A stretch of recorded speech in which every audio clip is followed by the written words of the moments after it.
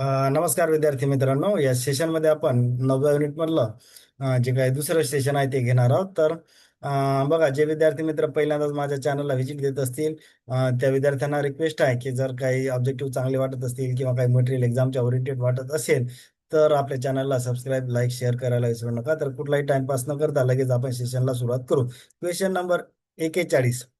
Father of the DTT म्हणजे काय, demographic transition theory कोण आहेत फादर? त्याचे वॉरन थॉम्सन आहेत. आता बघा, DTT थेअरी म्हणजेच कोणती, demographic transition theory develop bye. आता बघा, स्वतः कोण काळी जर फादर म्हटलं तर वॉरन थॉम्सन, आणि डेव्हलप बाय म्हटलं तर काय लिहायचं, फ्रँक नोटेस्टेन. तर हे दोन गोष्टी लक्षात ठेवायचं. फादर म्हटलं म्हणजे काय, जनक कोण आहे तर म्हणायचं की वॉरेन थॉम्सन. आणि जर डेव्हलप म्हणजे काय, त्यांना डेव्हलप केली नंतर काढली कोणी ओरिजिनली, तर वॉरेन थॉम्सन यांनी काढली, म्हणून त्याला फादर ऑफ DTT. आणि डेव्हलप बाय म्हटलं DTT म्हणजेच काय, demographic transition theory develop by Frank Notestein. Question number 43 बघू. As per the demographic theory, 3 stages transition mode by Coale and Hoover choose the correct. म्हणजे काय, त्यांनी कोल आणि हुअर हे दोन एक या डेमोग्राफिक थेअरी मधले तज्ञ आहेत, आणि त्यांनी काय 3 स्टेज थेअरी सांगितली की त्यातलं कोणतं करेक्ट आहे. आता बघा, पहिल्या स्टेज मध्ये काय सांगितलं, फर्स्ट स्टेज बर्थ रेट हाय आणि डेथ रेट दोन्ही सुद्धा हाय आहे, म्हणजे असं आपण यारो करूया, म्हणजे असा पहिल्या स्टेजला दोन्ही हाय असं आपण कन्सिडर करू. आता दुसरी स्टेज काय, सगळी सेकंड आहे बर्थ रेट हाय आणि डेथ रेट डिक्लाइन. म्हणजे हे बर्थ रेट पहिला आपण हाय म्हणजे वर एरो म्हणजे हाय म्हणायचं त्याला, आणि दुसऱ्या स्टेजला काय सांगितलं की जे डेथ रेट आहे हा कमी झाला. तिसऱ्या स्टेजमध्ये बर्थ रेट डिक्लाइन आणि डेथ रेट सुद्धा decline.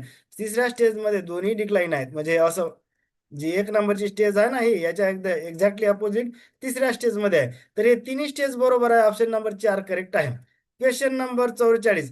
Population explosion occurs in कोणत्या स्टेज मध्ये होणार? ऑब्विसली दुसऱ्या स्टेज मध्ये होणार ना, कारण की बर्थ रेट जास्त आहे पण डेथ रेट कमी झालेला आहे. म्हणजेच सेकंड स्टेजला पॉप्युलेशन एक्सप्लोजन म्हणजे लोकसंख्या विस्फोट. आता हा बऱ्याचदा क्वेश्चन येते की लोकसंख्या विस्फोट कोणत्या स्टेजला होते, तर दुसरी स्टेज आहे, कारण की दुसऱ्या स्टेज मध्ये काय सांगितलं आपण, बर्थ रेट जास्त आहे पण डेथ रेट कमी आहे, ऑब्विसली वाढणार ना. तर त्याच्यामुळे इथं लोकसंख्येचा विस्फोट होतो दुसऱ्या स्टेजला. नंतर क्वेश्चन नंबर 45. माल्थेसियन ट्रॅप और Malthus population trap develop in 1948 by record David Malthus आहे का? नाही. तर ते कोण डेव्हलप केलं, त्याचं नाव आहे थॉमस माल्थस. रिचर्ड माल्थस नाही, रिकॉर्ड माल्थस सुद्धा नाही, डेव्हिड माल्थस सुद्धा नाही. थॉमस माल्थस याने हे म्हणजे लोकसंख्येचा का म्हणते त्याला आपलं सापळा किंवा ट्रॅप म्हणतो, तर त्यांनी हे कन्सेप्ट 1978 ला डेव्हलप केलेली आहे. Question number 46.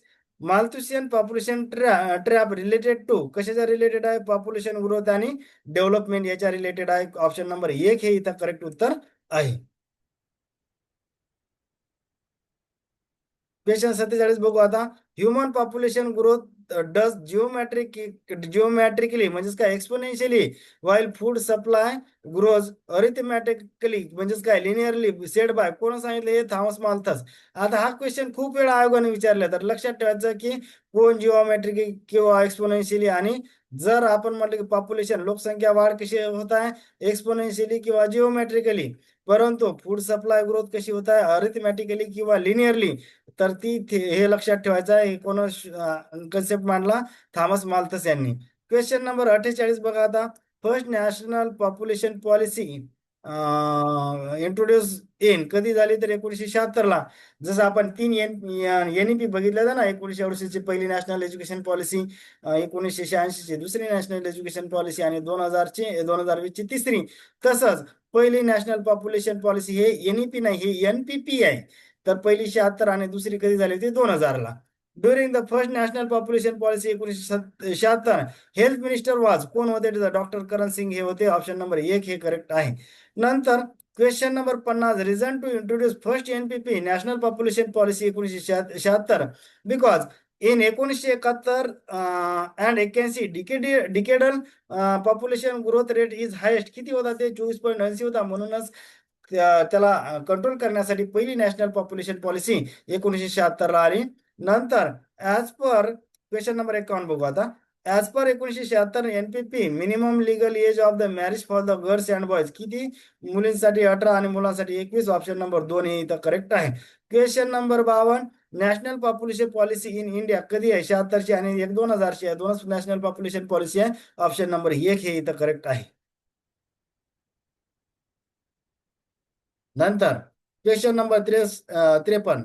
Major taken during the national population policy 1976. Monetary incentive for the birth control बरोबर आहे.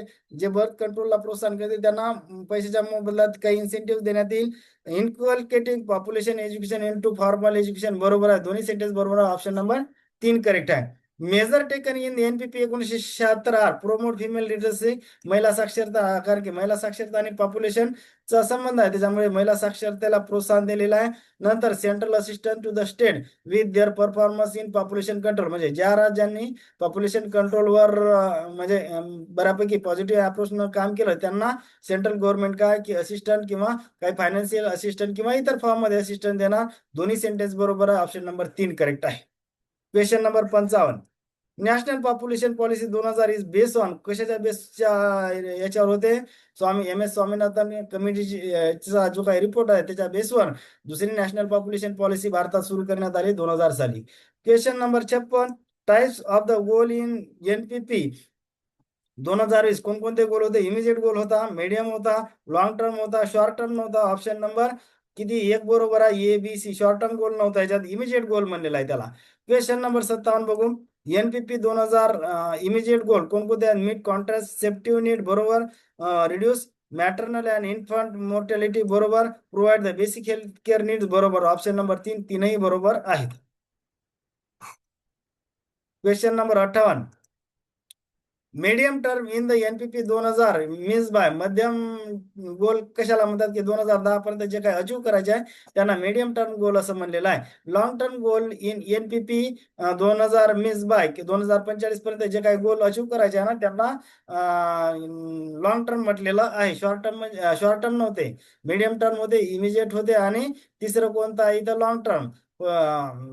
हे मीडियम टर्म कधी सांगितलं मी? 2010. आणि लॉंग टर्म कधी? 2045. क्वेश्चन नंबर 60 बघू. ब्रिंग द TFR म्हणजे total fertility rate to the replacement level by 2000 किती? 2.1 हे ऑप्शन नंबर 1 उत्तर आहे.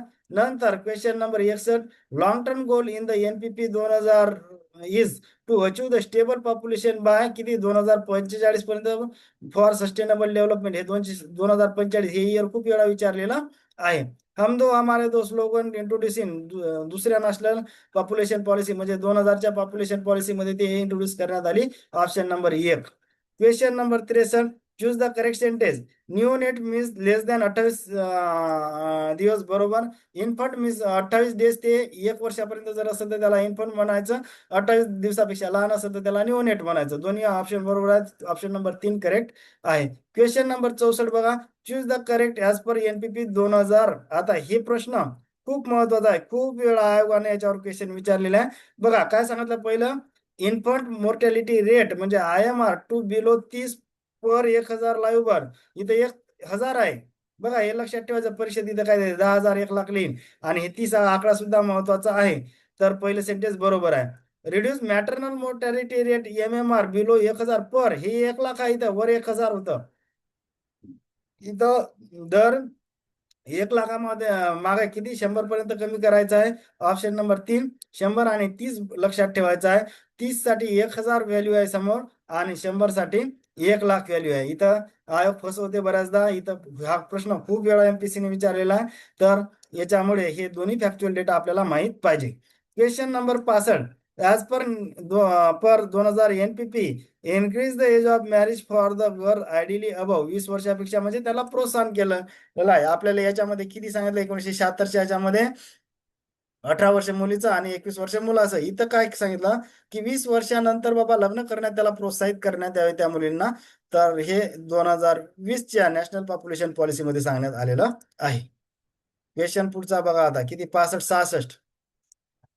In NPP 2000 achieve institutional deliveries and deliveries by the train personal किती आहे? इन्स्टिट्यूशनल म्हणलं तर 80% आणि ट्रेन पर्सनच्या असलं तर 100%, म्हणून option number 1.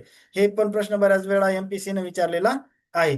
Question number 67, as per the NPP 2000 make the school education up to age 14 free and compulsory and reduce the drop out at primary secondary level below किती 20% खाली करायचं आहे. म्हणून ऑप्शन नंबर 2 हे इथं करेक्ट आहे. Question number 68 बघू.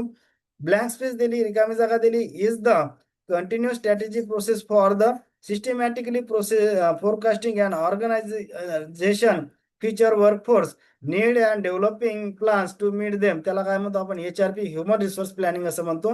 Main objective of HRP human resource प्लॅनिंगचे कोणते ऑब्जेक्टिव्ह आहे? Provide the right human resources for the right work, बरोबर.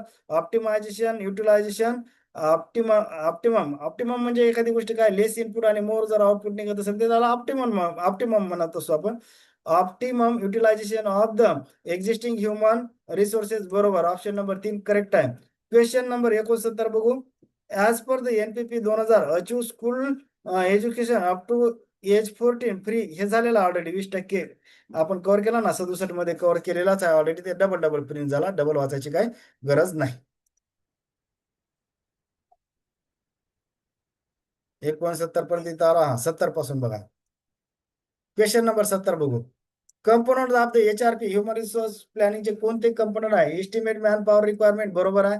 Workload analysis, workforce analysis, absenteeism, recruitment and selection, personal development, induction, quality of product services, हे सगळे बरोबर आहेत. म्हणून option number 4 correct आहे.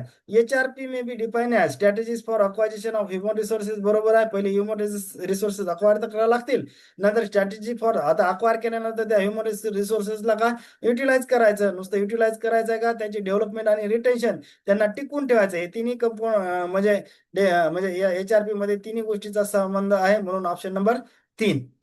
Question number 72, need of the HRP at micro level, employment unemployment situation, बरोबर. Technological changes, बरोबर.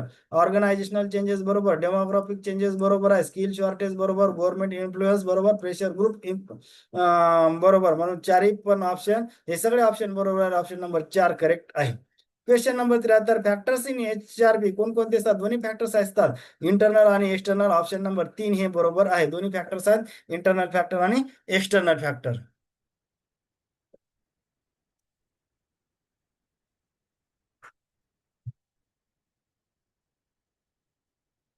Question number 74, internal factor in human resource planning म्हणजे HRP कोणकोणते आहे? जॉब अनालिसिस, टाइम होरिझॉन आहे, human resource policies, companies policies and strategy, चारही पण आहेत. Option number 4 correct आहे. External factor in HRP level of technology, level of म्हणजे बाहेरचे फॅक्टर ना, म्हणजे त्यांच्या नियंत्रणात नाहीत, हे बाहेरचे आहेत. गव्हर्नमेंट पॉलिसीज, बिझनेस एन्व्हायरमेंट, नंतर international factor, level of economic development आणि लेवल ऑफ टेक्नॉलॉजी, हे हे कसे आहेत? सगळे एक्सटर्नल इम्पॅक्ट पाडतात ना. लेवल ऑफ टेक्नॉलॉजी, टेक्नॉलॉजी किती जोरानं कमी करायची, किती जोरानं वाढवायची, हे त्यांच्या हाती नाही. किंवा इंटरनॅशनल फॅक्टर त्यांच्या हाती नाही, गव्हर्नमेंट पॉलिसी त्यांच्या हाती नाही, बिझनेस एन्व्हायरमेंट काय आहे ते सुद्धा त्यांच्या हाती नसतात. नंतर लेवल ऑफ इकॉनॉमिक डेव्हलपमेंट कोण कोण आहेत ती पण त्यांच्या हाती नाही. हे सगळे एक्सटर्नल फॅक्टर आहेत. म्हणून ऑप्शन नंबर 4 हे करेक्ट उत्तर असणार आहे. Correct flow of HRP process, पहिले असेसिंग किंवा एक्झामाइन द ह्युमन रिसोर्सेस, बरोबर आहे. डिमांड फोरकास्टिंग, नंतर supply forecasting, matching demand and supply आणि ऍक्शन प्लॅन. शेवटची स्टेज कोणती? Action plan. पहिले ऍसेस करायचा आणि शेवटी ऍक्शन घ्यायची. म्हणजे ऑप्शन नंबर 1 बरोबर, हे व्यवस्थित फ्लो बरोबर आहे. ABCDE. Question number 77, expert forecast and Delphi forecast are the most use technique in HRP. कोणते? त्या क्वालिटेटिव्ह टेक्निक आहेत. एक्सपर्ट फोरकास्ट आणि डेल्फी फोरकास्ट तर क्वालिटेटिव्ह टेक्निक आहेत. ऑप्शन नंबर 2 हे करेक्ट आहे. पुढचा प्रश्न 78, हा मला जरा एक्झामच्या दृष्टिकोनातून महत्वाचा वाटतो, कारण की अशा गोष्टी लवकर समजत नाही, ते वाचनात गेल्या तरच करते. अदरवाईज हे डेल्फी गिल्फी थोडस वेगळा शब्द वाटते, म्हणून हे जरा एक्झामच्या दृष्टिकोनातून मला महत्वाचा प्रश्न वाटतो. A method that forecast bye collecting expert opinions आणि अनॉनिमस म्हणजे काय, त्यांचं नाव डिक्लेअर केलेलं नसते किंवा जाहीर केलेलं नसते, इन मल्टिपल राऊंड कॉल्ड त्याला डेल्फी टेक्निक असं आपण म्हणतो. ऑप्शन नंबर 1 हे बरोबर आहे. नंतर prediction made by the expert based on their knowledge and experience, opening share opinions, म्हणजे तिचं कसं अनॉनिमस होतं ना, इथं काय ओपन आहे ते, म्हणजे जगजाहीर आहेत त्यांचं ओपिनियन किंवा हे is general in one round called as, काय म्हणतात त्याला, एक्सपर्ट फोरकास्ट मेथड म्हणायचे. Question number 80, Delphi technique is more structure and systematic, reduce the individual bias. हे दोन्ही बरोबर आहे डेल्फी टेक्निक संदर्भात. ऑप्शन नंबर 3 हे करेक्ट आहे. होप करतो की बऱ्याच गोष्टी फास्टमध्ये सांगितल्या. काही समजलं असेल तर चॅनलला लाईक, सबस्क्राईब आणि शेअर करायला विसरू नका. थँक्यू.